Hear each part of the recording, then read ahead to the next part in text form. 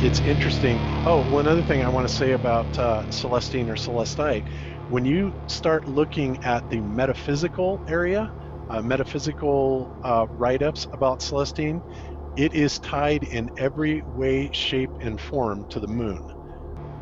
And that to me just amazed me because I do put some stock in what we would call metaphysical knowledge or hidden knowledge, occult knowledge, if you will. I think that there's a lot of truth to that. People will say, oh, that's all hocus pocus. And I got to tell you, that's part of our programming to believe that anything like that is hocus pocus, but in fact, it is not. And I'm sure I don't have to speak to a lot of this community to understand that there are many things that do not, meet the eye that are explained by mainstream science, and they definitely have occult um, explanations to them that actually make a lot of sense. But yeah, when you look at Celestite or Celestine in the occult, it is tied to the moon 100%. It's You absolutely know, amazing. you know, Bob, how in medicine we have conventional medicine and unconventional medicine, otherwise called complementary medicine. We can use that term complementary for the type of knowledge you're talking about. So complementary knowledge, because occult is so smeared into the dark, the devil worship, all of that stuff. But complementary knowledge, it fits. It is knowledge, it's true, and it's just unconventional.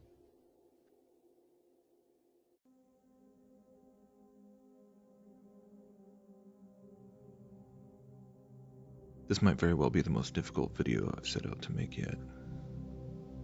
I'm incredibly torn. I'm torn. I'm torn because on the one hand, having now been actively investigating the flat earth for almost a year now, and participating in this nebulous thing that so many people refer to as the flat earth community,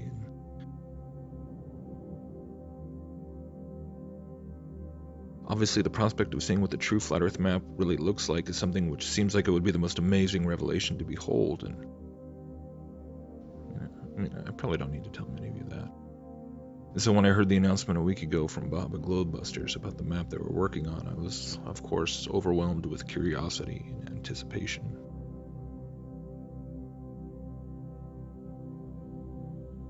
And so now, after having seen the preliminary presentation of what they were working on, the primer as they called it, I'll say right up front that I'm pretty excited about it because from the initial material put forward, I have to say that I do believe that they may have very well cracked it. I'd go so far as to say I'd be kind of shocked if it doesn't turn out to be something along the lines of what Cami and Bob and the rest of the team has been putting together. It's actually kind of uncanny how so many of the elements of what they shared about in their process of putting the map together really does echo so many of the things that I and many of other people have been looking into independently. And just the fact that the magnetic lines of force was taken as being the primary step towards realigning everything correctly and working from the assumption that somewhere there really is a literal Mount Meru of some kind was just thrilling to me. Ever since getting into this flat earth thing, that I've had this nagging thought that something had to be askew with the whole official explanation, magnetic declination and everything. I mean, it has to be hiding something.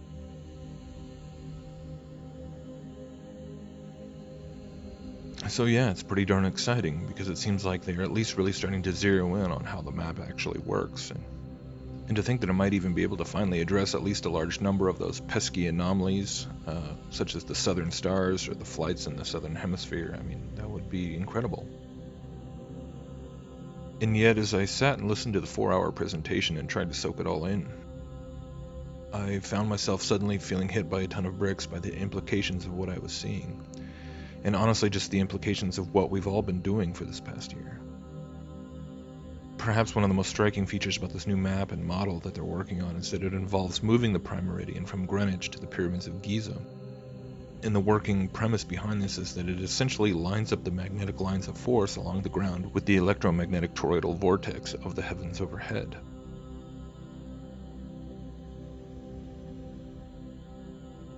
And so, in short, if this map and approach is at all correct, then it seems like what would have been effectively achieved is a cosmography which actually reflects the well-known esoteric principle of as above, so below.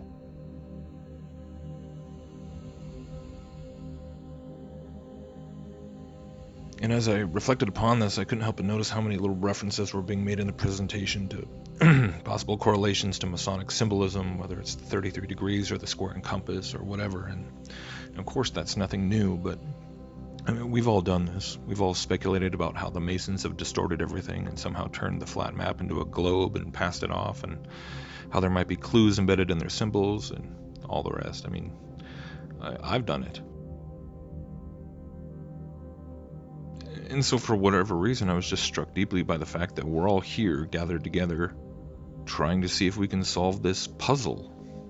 A puzzle that was created by these various forms of mystery school initiates. And I don't know about you, but this troubles me. Because if you know anything about what the mystery schools, about secret societies, and ancient esoteric orders are really all about, then you know that their whole design is to be one giant labyrinthian maze, one endless puzzle after another, intended to take the seekers step by step, clue by clue, towards a singular spiritual destination.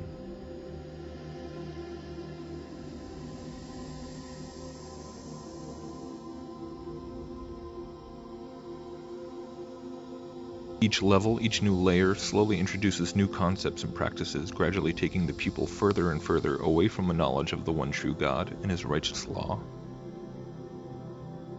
towards the inverse, the opposite, the fallen one. Each and every ancient mystery school, every secret society, every cult, every pagan mythos, every shamanic tradition is designed to one way or another lead a person towards embracing the core tenet of the Luciferian lie. The lie that goes all the way back to the garden, as recorded in Genesis 3, where Satan lied to Adam and Eve and said, "Do this and your eyes will be opened, and you will be as God, knowing good and evil."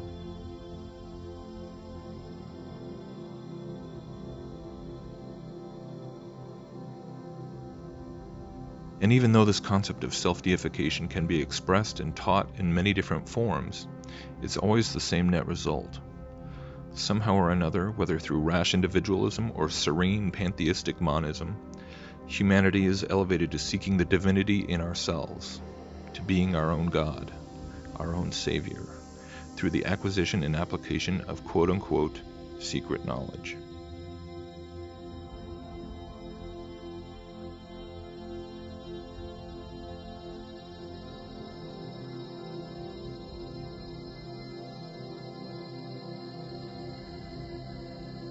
So here's the disturbing realization that has struck me.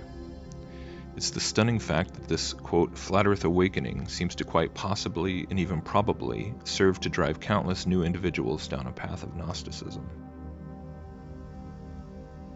whereby so many of the different individual topics which have arisen in the course of this cosmological investigation, such as magnetism, cymatics, frequencies, natural harmonics, the magnetic permeability of certain crystals and minerals, almost all of them just so happen to function as a very attractive conduit for delving deeper into the esoteric and the occult.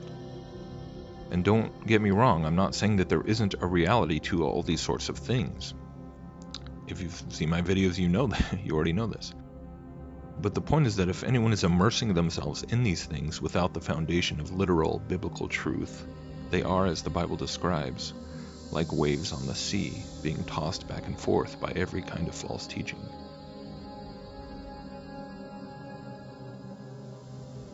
Personally, I've never believed it was a foregone conclusion that the flat earth would eventually break through into the mainstream and cause some sort of societal shift or anything like that. In fact, I've always been pretty skeptical. But if indeed the puzzle of the map is actually solved, I admit it's hard to say how far that could actually go, and how that might indeed turn the tide to convince many more people to finally take a look for themselves.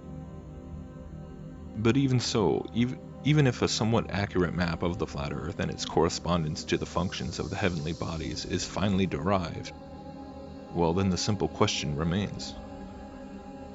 Then what? Does it stop there? Or do all the really important existential questions still remain? Or better yet, become that much more pressing? Because as we already see, every time I turn around within this flat earth community, it seems, I'm hearing more and more people talk about embracing the relationship between the physical and the metaphysical, or being all about consciousness, and also hearing more and more people poo-pooing the idea that we should have any wariness about seeking so-called secret knowledge. Occult just means hidden, they always say. Okay, well, hidden by whom?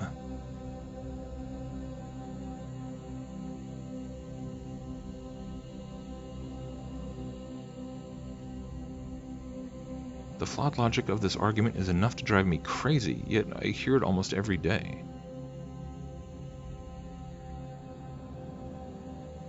It completely ignores the blunt fact that the people who you so despise and constantly decry, these Masonic manipulators and Illuminati puppeteers, they've lied to you your whole life, stolen from everyone, murdered countless millions, and perpetrated an unprecedented list of atrocities upon humanity.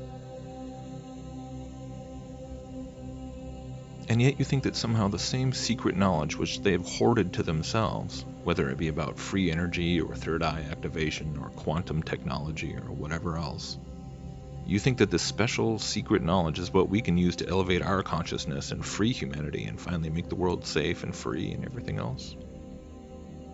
Do you not realize that this same idea is being pumped through every same avenue of the propaganda machine as is the globe and evolution and the war on terror and every other false narrative out there?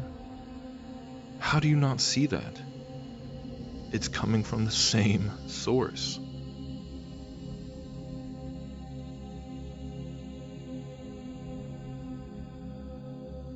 There's nothing new under the sun. The enemy has been preparing for his final play for a long, long, long time.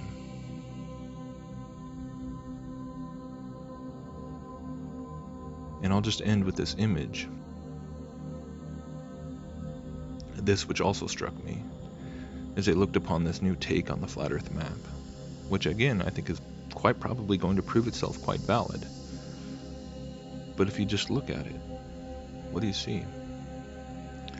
I see the lines between the magnetic points and the curving line of the magnetic field itself, superimposed over each other, like two triangles.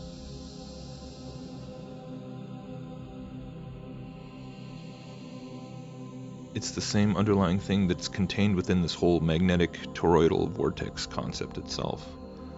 The upward and downward, the above and the below, the hourglass, the conduit, the tree, the ladder. I think I now see why Satan would potentially choose to allow this revelation of the flat earth at such a time as now, after having himself worked so hard to hide it and confuse it for centuries. He's been laying the groundwork for ages. He's been lining it all up. He first erased the true nature of creation from history, only to have it finally be rediscovered through the filter of New Age occultism, which the world is now saturated in to a degree never before seen in history. God's creation becomes his creation, and he intends to use every element of God's supernatural enclosed cosmology to deceive people further into the Luciferian delusion. In effect, Satan has turned the world itself into the final, massive mystery school, preparing the entire world as a whole to embrace with open arms the externalization of his demonic hierarchy.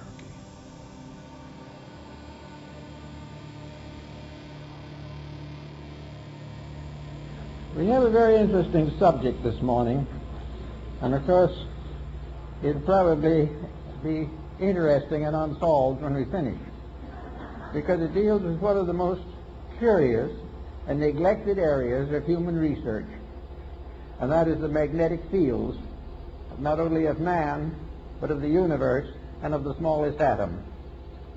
The beginning of the study of magnetism can be traced back to Egypt, and the staffs and wands of the ancient priests were instruments of magnetic conjuring.